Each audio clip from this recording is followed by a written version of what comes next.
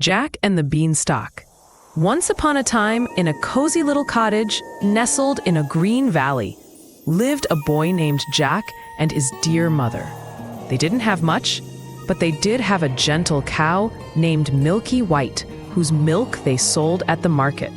One morning, however, Milky White had no milk to give. "Oh, Jack," his mother said with a worried sigh, "we must sell our dear cow so we can buy food to fill our pantry." Jack felt sad, but he nodded bravely. "I'll take her to the market, Mother." He took Milky White's rope and started down the path. Before he had gone far, he met a kind-faced old man with twinkling eyes. "Good morning, Jack," said the man. "That's a fine cow. I will trade you for her. I have something truly special." He opened his hand to show Jack 5 colorful, shimmering beans. "These are magic beans," he whispered. "Plant them, and they will grow all the way to the sky." Jack's eyes widened with wonder. He had always dreamed of adventure. He trusted the man's kind face and made the trade. He hurried home, excited to show his mother. But when his mother saw the beans, her face fell.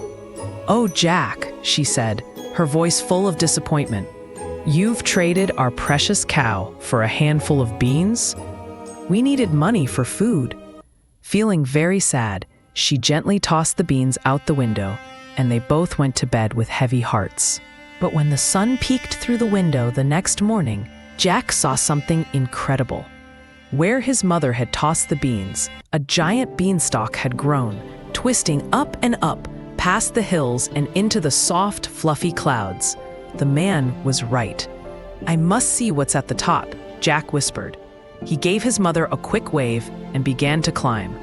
Up and up he went, the world below growing smaller and smaller until he climbed right through the clouds and into a land in the sky. There, on a path of smooth white stones, a shimmering light appeared. A gentle fairy with wings like dragonfly wings floated before him. "Welcome, Jack," she said with a kind smile. "Do not be afraid. Long ago, a grumpy and selfish giant who lives in that castle yonder stole treasures from your father. The giant does not share and is unkind to everyone. I gave you the beans so you could be brave and clever and bring those treasures back to your family, where they belong." Feeling brave, Jack walked to the giant castle. The huge door was slightly ajar, and he slipped inside.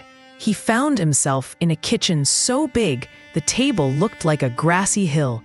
A giantess was there, and though she looked tired, her eyes were kind.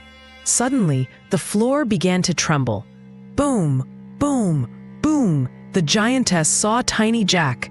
Without a word, she quickly and gently scooped him up and hid him in a large, empty tea canister on a high shelf. "Shh," she mouthed silently. A huge giant stomped in. "Fee-fi-fo-fum," he grumbled, sniffing the air. "I smell something." "It is just the bread I am baking, dear," said the giantess calmly, pointing to a huge loaf on the table. The giant grumbled but sat down. "Bring me my hen," he commanded. The giantess brought out a little white hen. "Lay," the giant boomed. The hen clucked nervously and laid a perfect, shining golden egg. The giant chuckled, pleased with his treasure. Soon after his giant breakfast, his head began to nod, and he fell fast asleep, snoring like a rumbling thunderstorm. Seeing his chance, Jack crept out of the canister. He knew from the fairy that this was his family's hen. Quietly, he scooped up the little hen, who seemed happy to be rescued.